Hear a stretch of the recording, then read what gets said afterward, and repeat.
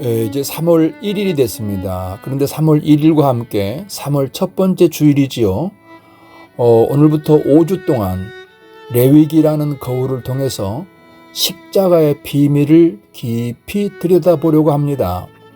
대부분의 성도들이 성경 읽기를 시작했다가도 레위기쯤 와서 포기해버리는 분도 계시고, 또는 레위기를 건너뛰고 이제 민수기로 이어가는 분도 많이 계십니다. 왜 그럴까요?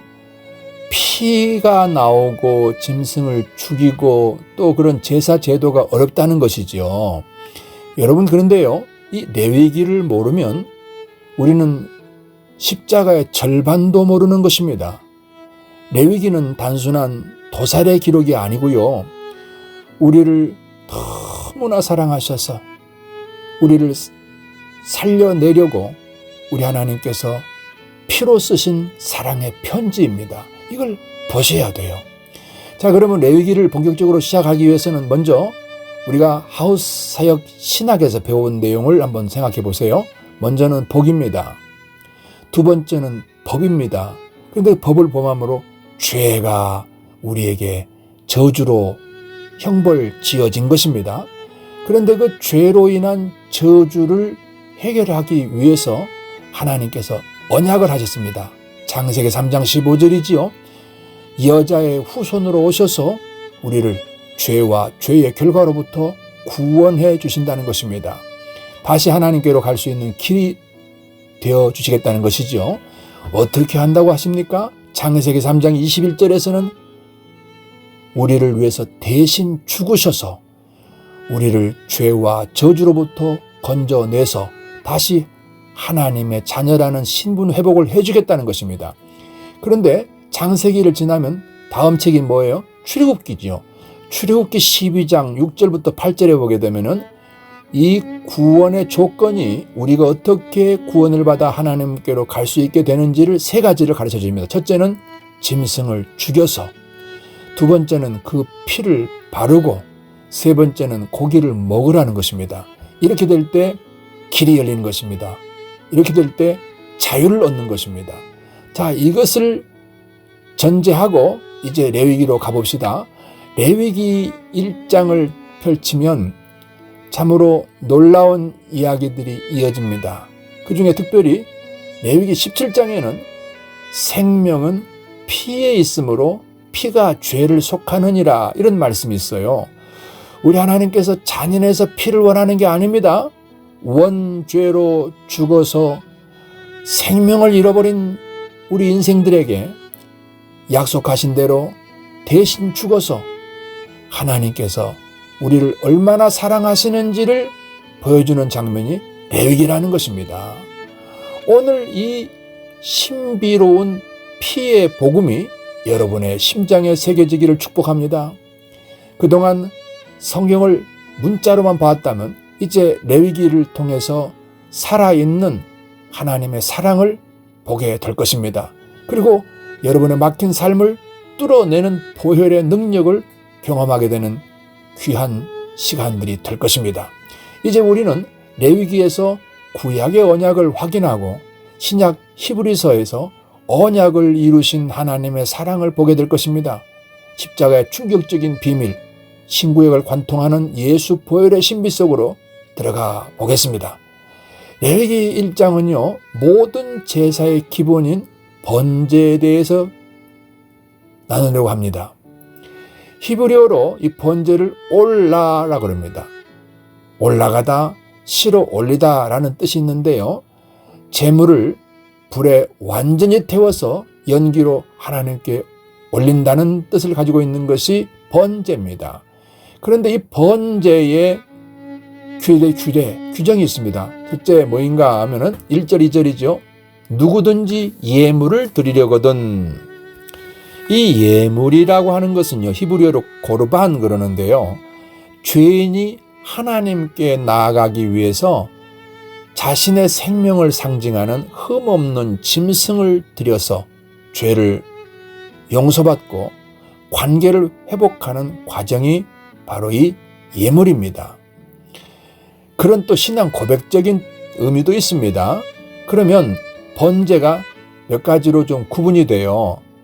이런 차이들은 왜 생기느냐 그러면은 형편과 재물의 종류에 따라서 번제 종류가 다 나눠집니다. 먼저는 3절부터 9절 보십시오. 거기 보면은 소의 번제가 있죠. 이거는 가장 풍성한 헌신을 의미하는 것이고요. 10절부터 13절에서는 양이나 염소의 번제가 나옵니다. 이건 일반적인 헌신이란 말입니다. 그 다음 14절, 17절입니다. 비둘기의 번제가 있습니다. 아주 형편이 가난한 사람들을 위한 번제가 여기 이것입니다. 자, 그렇다면은 구체적으로 번제를 드리는 6단계를 지금부터 살펴보시겠습니다. 이것은 우리 예수님께서 우리를 위하여 대신 죽는 과정이 여기 이렇게 번제 6단계로 우리에게 오늘 전해주고 있는 것입니다. 먼저 흠 없는 것으로 드려야 된다 이렇게 되어 있습니다. 흠 없는 게 뭐예요? 하나님께서 대신 죽으시는데도 불구하고 무죄하셨죠. 예수님은 하나님이십니다. 그는 죄가 없으신 분입니다. 여기서 흠 없는 제물이란 뜻이 죄가 없으신 예수님께서 죄인인 우리를 대신해 고난받으시고 죽으신다는 걸 의미할 때 흠 없는 것이라는 것입니다. 베드로전서 3장 18절에 보니까 그리스도께서도 단번에 죄를 위하여 죽으사 의인으로서 불의한 자를 대신하셨으니 이는 우리를 하나님 앞으로 인도하려 하심이라 이렇게 말씀을 하십니다. 그러므로 흠 없는 것으로 드린다는 것은 바로 이런 뜻인 것입니다. 두 번째로 이 4절에 보시면 이 제물의 머리에 안수하는 것입니다. 안수는 제물 머리 위에 내 죄를 전가시키는 것입니다. 내 죄를 제물에게로 옮긴다는 것입니다. 이 양의 머리에 또는 제물의 머리 살아있는 제물될 짐승 위에 손을 얹고 안수할 때 그 살아있는 제물의 따뜻한 온기가 느껴지겠죠. 그런데 내 손을 통해서 나의 죽어야 되는 당연히 죽어야 되는 죄가 이 순한 짐승에게로 넘어가는 것입니다. 이 안수는 나 대신 죽는 짐승의 슬픈 눈망울을 볼 수 있게 됩니다. 이것이 성경이 말하는 전가, 트랜스퍼런스입니다. 이것은 예수님께서 이루어 주실 구원의 언약이었습니다. 이사야서 53장 4절부터 6절을 보십시오. 거기에는요, 우리라는 단어가 반복됩니다. 그러나 우리가 그렇게 읽지 마시고 내가 이렇게 소리내서 읽어보십시오. 누구를 위해 그랬다고요? 나를 위해서 그러신 것입니다. 그래서 요한은요, 요한복음 1장 29절에서 보라 세상 죄를 지고 가는 하나님의 어린 양이로다 이렇게 말씀하십니다. 예수의 모든 머리 위로 우리의 저주가 옮겨간 것입니다. 세 번째로 레위기 1장 5절에 보니까 그 제물을 누가 죽여야 됩니까? 제물을 가져온 사람이 직접 짐승을 잡는 것입니다. 제사장이 잡아주는 거 아니에요? 내가 직접 안수하고 그리고 짐승의 목을 따야 되는 것입니다. 여러분 한번 상상해 보세요. 그 짐승이 한 방으로 죽일 수 있는 사람은 별로 없어요. 진짜 전문가가 아니기 때문에.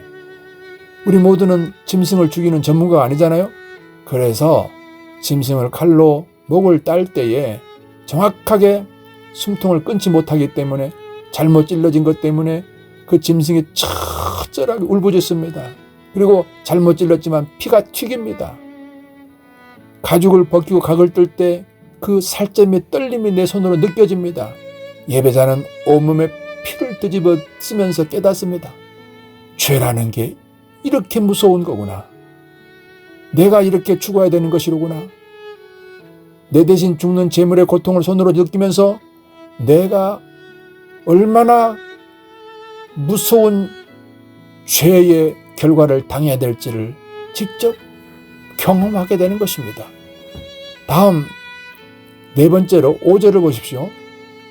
그 짐승의 피를 제단 사방에 이제 제사장에 의해서 뿌려줍니다. 생명이 피에 있다 그랬잖아요. 이 생명이 되는 피를 제단에 뿌림으로써 짐승의 생명이 죄인된 내 생명을 대신해서 죽음을 치렀음을 이렇게 보고하는 것입니다.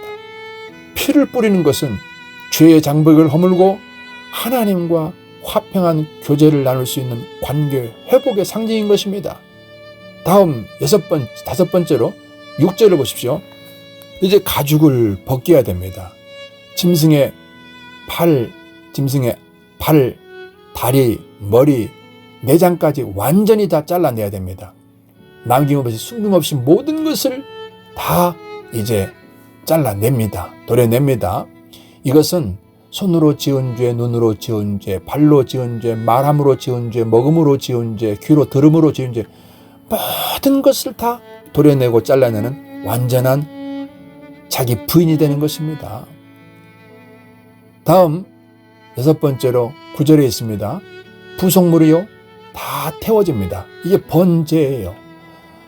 제물의 부속물을 태우는데요, 인간을 대신해 죽은 제물이 내 죄의 대가를 완전히 치렀음을 시각적으로 보여줍니다. 이 올라, 즉 번제라는 단어의 뜻처럼 연기가 올라가는 향으로 하나님께 드려지는 것입니다.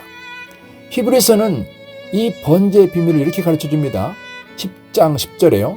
그가 저 뜻을 따라 예수 그리스도의 몸을 단번에 들이심으로 말미암아 우리가 거룩함을 얻었노라. 예수님은 지금 6가지 번제의 과정을 전부 치르셨습니다. 그래서 완전한 제물이 되어서 우리의 구원을 이루어 주신 것입니다.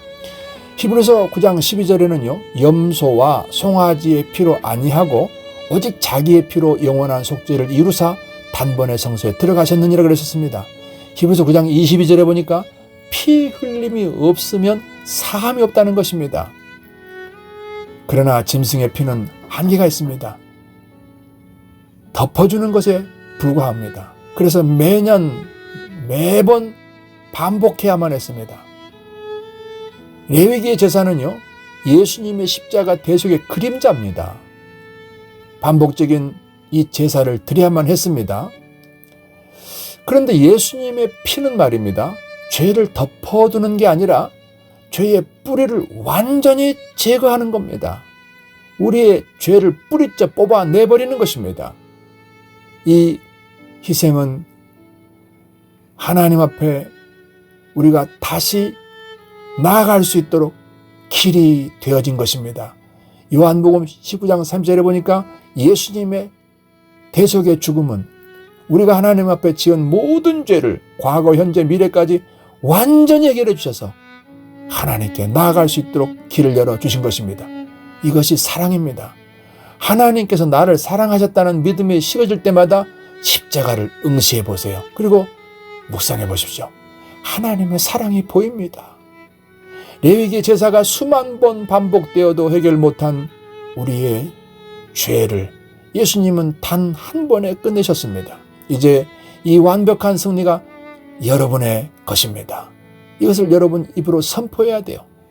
이것을 하나님의 사랑을 여러분 입으로 선포하는 것입니다. 여러분이 머무는 곳마다 예수의 보혈이 나를 덮고 있다고 선포하십시오. 죄의 권세는 물러가라고 명령하십시오. 내 인생의 모든 막힌 문들은 열어지라고 명령하십시오. 이 하나님의 사랑을 구체적으로 여러분의 입으로 선포해야만 하는 것입니다. 여러분, 저는 언젠가 제가 간증을 여러 차례 했었죠. 제가 몸이 아파서 서울의 대학병원을 거의 한 달에 몇 번씩 다녀야 되는 그런 시기였습니다. 어느 날 병원에 가기 위해서 버스에 앉았습니다. 그날따라 내 온 마음이 서러웠어요. 내가 주님 앞에 이렇게 내가 병으로 시달리도록 내가 살았나 하는 이런 마음의 섭섭함이 그냥 나도 모르게 많이 마음이 섭섭하고 슬퍼졌습니다. 그래서 운전사 뒷자리에 앉아서 그저 눈을 감고 눈물을 흘리면서 훌쩍이고 있는 그 순간에 환상 중에 우리 하나님께서 두 팔을 크게 벌리고 내게 다가오셔서 나를 푹 끌어안아 주시면서 한마디 하셨어요. 나는 사랑이야. 나는 사랑이야. 이 한마디 안에 다 포함되어 있었습니다. 내가 너를 버리지 않을 것이다. 내가 너를 떠나지 않을 것이다. 너는 나의 일을 계속할 것이다. 내가 너를 치료할 것이다. 이런 약속들이 다 들어있었어요. 그래서 이번 3월달 시작하면서 우리 하나님께서 나를 얼마나 사랑하셨는지, 우리 인생을 얼마나 사랑하셨는지를 묵상하면서 3월달 설교를 준비하다가 다시 한번 문득 그 사랑이 떠올랐습니다. 하나님의 사랑 말입니다. 그때를 기억하며 시를, 그때 그 내용을 시로 쓰고 이거를 제가 CCM으로 만들어 보았습니다. 그거를 들려드리겠습니다. 이거를 들으면서 고난 중에 있는 분들, 병 중에 있는 분들이 위로받고 또 모두가 다 우리 하나님의 위로의 음성으로 들려지기를 바랍니다.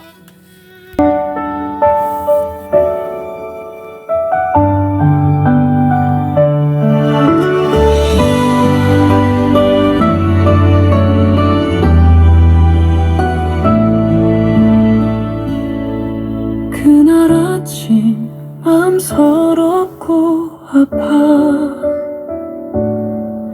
무너져 울고 있을 때 조용히 다가와 나를 품에 안으시며 주님 말씀하셨네. 두려워 말라 내가 여기 있으니 눈물 닦아주시며 내게 속삭이셨네. 나는 사랑이야. 내가 널 사랑해. 내가 너와 함께 할 거야. 너를 지켜줄 거야.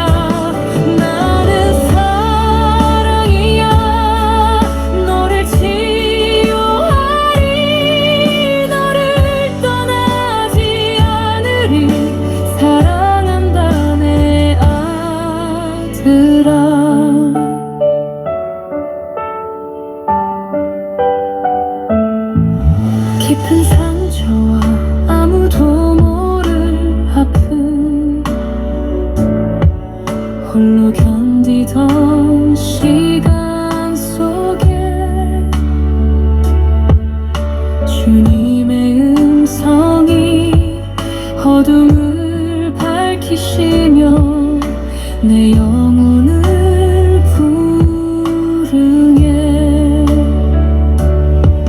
걱정하지 마라. 내가 너와 함께 어디로 가든지 항상 너를 안으리. 포기하지 마라. 내가 너의 힘 영원토록 변치 않는 나의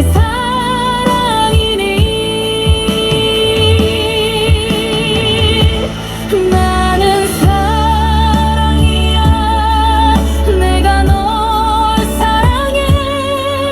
내가 너와 함께 할 거야. 너를 지켜줄 거야.